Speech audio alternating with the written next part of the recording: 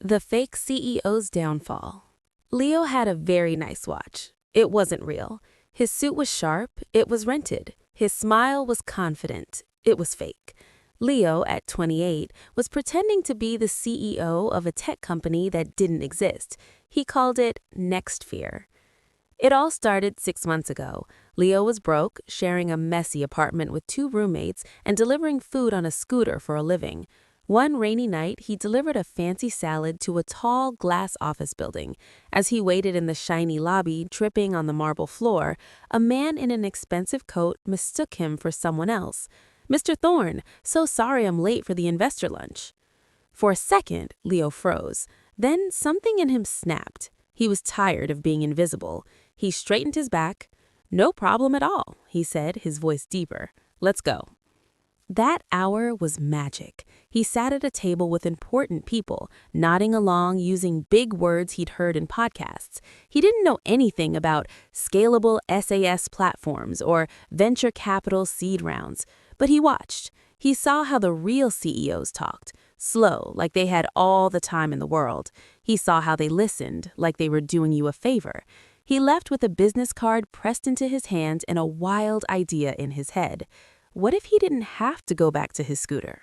So, Leo became Leonardo Thorne, founder and CEO of NextFear, a stealth mode startup revolutionizing data logistics. He built a beautiful website with stock photos. He bought followers on social media. He used AI to write impressive, empty articles about industry trends.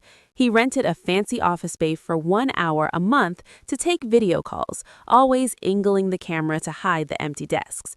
And people believed him. They wanted to believe. In the world of tech, a confident story was sometimes worth more than a real product. His first big catch was Robert Bob Henderson. Bob was a kind-faced, retired car dealership owner who had sold his business and wanted to be part of the exciting tech world. He was rich, bored, and eager. Leo met him at a charity golf event. Leo had sneaked in. Leo talked about synergy and disruption and the blockchain of things. Bob's eyes lit up. A week later, Bob invested $200,000 of his retirement money into NextFear. The money felt like hot coal in Leo's bank account. He bought a real but second-hand luxury watch. He got a better apartment. The guilt was a constant low hum in his ears, but he drowned it out with more lies. The story grew. NextFear now had a talented remote team in Estonia. They were in final testing. The buzz grew louder. Then came the big fish, Chloe Sterling. Chloe was different. She was young, sharp, and ran a real investment firm, Sterling Ventures. She didn't get excited easily. When Leo gave his practice speech at a rooftop networking party, she didn't smile. She just watched him, her head tilted. Data logistics is a crowded space, Leo. What's your real edge? Leo's heart hammered. He talked about a proprietary algorithm, words swirling like fog. Chloe listened, then said, "I'd need to see your tech, a demo, and your team." This was the cliff edge. Leo knew he should run, but the view from the cliff was so beautiful. He imagined a life where he wasn't a fraud, where he could become the person he was pretending to be. Maybe he could find a real coder, build something real with Bob's money. It was a foolish, desperate hope. "Of course," Leo said, his smile perfect. "My CTO, Mika, would be thrilled to give you a walkthrough. Next week?" He spent the next 7 days in a panic. He hired a freelance programmer from a website for $5,000. He told the programmer, a tired woman named Sarah, to build a fake demo, something with flashing lights and graphs that went up and to the right. It didn't have to work, it just had to look complicated. The demo day arrived. Leo connected the call from his rented office. Chloe was on screen, cool and professional. Sarah, pretending to be Mika from Estonia, shared her screen. The fake software whirred and beeped.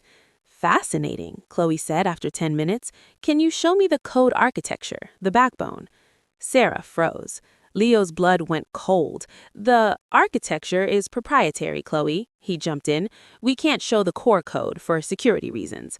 Chloe's eyes narrowed, just a fraction. "I see." She asked 3 more technical questions. Each one was like a pin popping a balloon. Sarah stammered. Leo sweated through his shirt. When the call ended, Leo knew it was over. He paid Sarah, who left shaking her head. He sat in the silent, rented office, waiting for the end. But the ends didn't come. Instead, an email from Chloe arrived. Intriguing concept. Let's discuss terms. My office tomorrow. Leo was stunned. Was it possible? Had he actually fooled her? A crazy, soaring hope filled his chest. He strutted into Chloe's sleek office the next day, ready to close the deal. Chloe wasn't alone. Bob Henderson was there too. Bob's kind face was pale and drawn. "Leo," Chloe said. Her voice was no longer cool. It was like ice. "Meet Mr. Henderson. He's been telling me a very interesting story about his investment in NextSphere." Bob wouldn't meet Leo's eyes. "I got worried, Leo. You kept avoiding my calls about visiting the office. I hired someone, a private investigator." He looked up, his eyes sad. "There is no team in Estonia. There's no office. There's just you."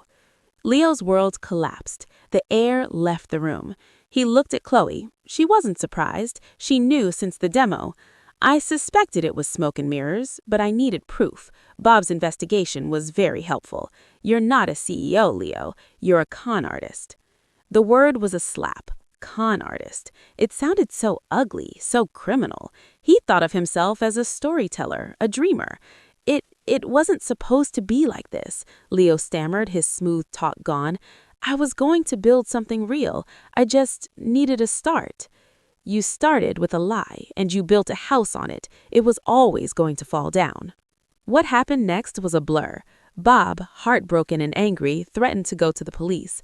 Chloe laid out the facts: return every cent of Bob's money plus interest, or face fraud charges. There would be no Sterling Ventures investment. There would be nothing. Leo sold his watch. He emptied his bank account. He moved back to his old, messy apartment. He returned every penny to Bob, leaving himself with nothing but a mountain of credit card debt from his CEO lifestyle. But the worst wasn't the money. It was the silence. The buzz was gone. His social media was a ghost town. The people who had laughed at his jokes and clapped him on the back now crossed the street to avoid him. His name, Leonardo Thorne, was a joke in the very circles he had wanted to join. He was a cautionary tale. For weeks, he stayed in his room, paralyzed by shame.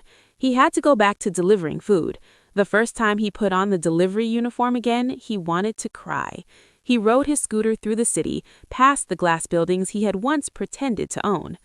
One day, he had a delivery to the very office tower where it all began.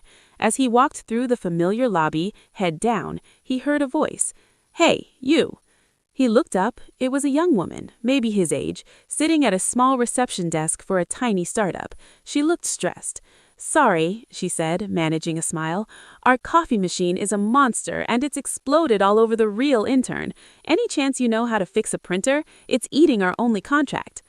It was such a normal, messy, real problem, not about billions or disruption, about a broken printer and a coffee flood. Leo looked at her desperate, hopeful face. He knew nothing about printers, but for the first time in a long time, he didn't feel the need to pretend he did. "Honestly, no idea," Leo said, "but I have a bit of time before my next delivery. I can take a look, no promises." He spent 40 minutes with his head in the printer, getting toner on his rented delivery uniform. He Googled the error code. He fiddled with a jammed roller. Finally, with a horrible grinding noise, the printer spat out the contract. The woman, whose name was Anya, beamed. "You're a lifesaver. Seriously, thank you." She offered to pay him, but he refused. He just took the free coffee she insisted on giving him. As he left, she called out, "Hey, you're good at solving problems under pressure. We're looking for a real operations guy next month. It's not glamorous, lots of printer fixing, but if you're interested." Leo got on his scooter. The spring sun was warm on his face. He wasn't a CEO, he wasn't a fraud. He was just Leo, a guy who'd messed up badly and was slowly, painfully finding his way back. He had no watch, fake or real. He had no office. He had a mountain of debt and a stained uniform. But as he took a sip of the terrible, bitter office coffee, it tasted real. It tasted like a start. A real one this time. It would be a long, hard road back, but for the first time since his downfall, the road was under his own 2 feet, and it was pointing forward.